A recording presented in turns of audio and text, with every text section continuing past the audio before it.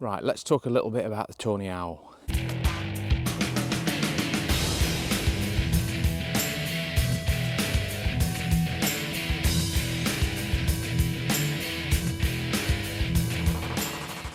Now, as some of you all know, over the last few weeks I've been using one of these quite a lot, a thermal scope, to try and find, in particular, Tawny Owls. And if you want to see one of those videos, I'll put a link up there. But, to cut a long story short, as I say in the video, these aren't the be-all and end-all. So if you buy one of these, you won't guarantee to go and be able to find everything with it. They do have the limitations. And a lot of the time you have to fall back on good old-fashioned field work, which is never a bad thing. Now, because of that, what I've been doing over the last couple of weeks is I've been not using this as much and trying to use some old-fashioned field work to try and find out where a Tawny Owl is. But I thought it'd be useful before we get into that to discuss a little bit about the Tawny Owl. So the Tawny Owl is the most numerous species of owl in the UK.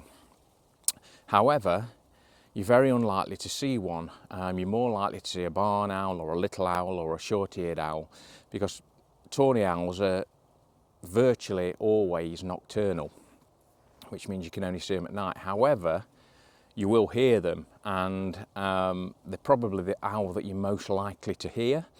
So we'll go into that in a little bit later. But the owl itself, it's a medium-sized owl.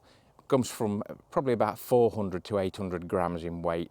Really good camouflage as well. So if you do happen to be in a woodland and there's one on a branch at the side of a tree trunk, it's going to be very difficult to see. If it's inside the tree and just poking out, almost impossible. The camouflage is that good. And as I say, mainly nocturnal, so they're only there at night generally. They're only out flying around.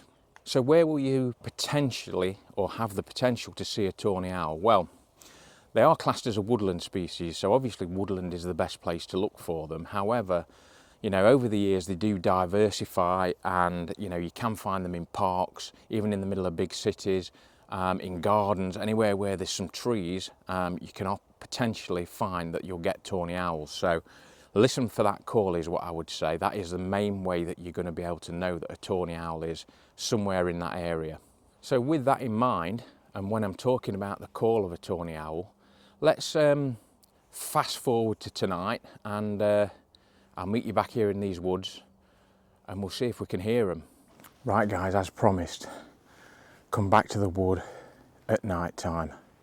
I've already heard Tawny Owls as I've been coming down here, but now I'm just going to have a little bit of a wait. What I'm going to try and do is I'm going to get the, I've got a Zoom H5 sound recorder with quite a few different microphones, but I'm going to try the shotgun mic, and I'm going to try and record the sound of the owls and obviously put that on here for you to hear. So yeah, we're ready for it. Actually, the problem with this light on the camera is it's completely blinded me. So yeah, I cannot see anything at all now in this woodland. Pitch black in the middle of the nowhere. There is a little bit of moonlight tonight. So what I'm going to do, I'm going to try and set all that up now, and then I'll get back to you and we'll try and listen to the sound of these owls together. So yeah, we might have a bit of a wait, but as I say, I heard them on the way down. I just heard another one over there, so hopefully they'll come this way. Right, I've already done some recording. I have to say, I've got the recorder switched off at the minute because there's a plane going over, so I thought it'd be a good opportunity to have a word with you, and I'm going to try and do some more recording. It's absolutely bizarre actually, because I came to the middle of the wood. I was going to go to the far edge, but there's quite a breeze blowing tonight, and I've found that actually the best place is in the middle of the wood, because the trees, although you can hear the trees rustling, you're actually getting quite a lot of wind noise on the ride down the side of the wood. So I've come back into the middle where it's an awful lot better. But I have to say, this is one of the most exhilarating experiences I've had for a long time. I can't think why I've not done this before. It's just absolutely awesome.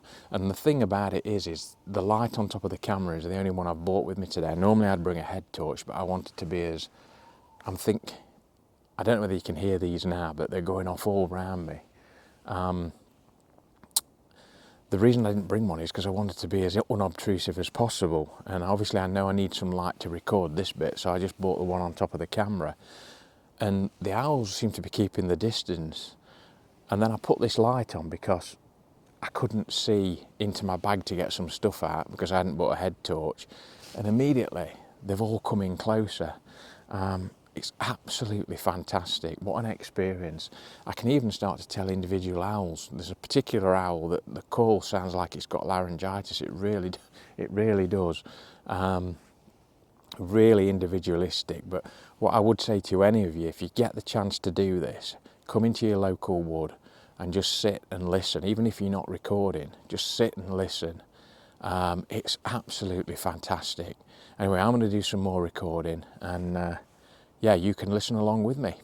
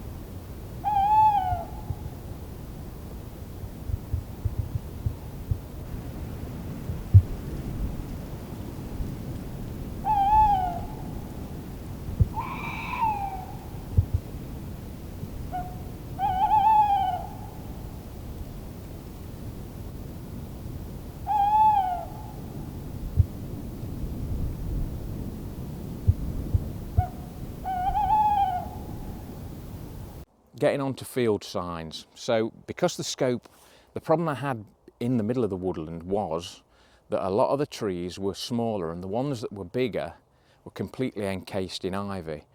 And you can imagine that if you've got a tawny owl in that tree and then surrounded by ivy, the thermal scope just isn't going to pick it up. So I knew I'd got to adopt some other sort of techniques, some good old-fashioned techniques. So I knew I was going to have to start scouting around. So one of the things I do know about tawny owls is they really like old oak trees. If they've got a choice between where they're going to nest or where they're going to roost, if there's a big old oak tree there, there's a good bet that they're going to go for that. So I started scouting around the immediate fields in the area looking for oak trees, and I managed to find one. Now when I saw this tree I thought, wow, it's an old split oak, and we'll go and have a look at it in a minute. It's been split down the middle, and it's quite large. It's a really big tree, and I thought that just looks tawny owl all the way. So anyway, I sort of sneaked up and had a look round the base, and lo and behold, I found this, if you can see that.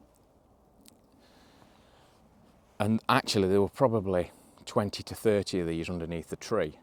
I immediately knew I'd got an owl, because those of you that know, this is an owl pellet. It's what they regurgitate when they've eaten the prey that they're eating. The stuff that they can't digest, they just basically cough it up in a bit of a fur ball. So this is basically fur and bone and stuff. Now the story doesn't really stop there, because obviously once I've got this, what I also saw, there was some what we call whitewash on the trunk of the tree on the way down. That's basically bird poo, so you know something is there. And there was a nice big hole on the side of the tree, and I thought, that looks perfect. The next thing to do was to take this away and examine it, because I really have trouble with these tawny owl ones to me, and there'll be birders out there going, yeah, that's definitely a tawny owl, you know, you can tell a mile away. I really sometimes get confused with barn owl ones. Barn owl ones for me tend to be darker, so I'm pretty sure this is a tawny, but what I want to do is open it up, see what we've got inside, and see whether that can give me any more clues to narrow it down. So yeah, let's have a look at it now. Right, so just a quick flick through the contents of this individual pellet. You can see there's quite a few skulls in here. Now, having dissected quite a few pellets in my time, I can tell that this has got an awful lot of long-tailed field mouse bones in there and skulls.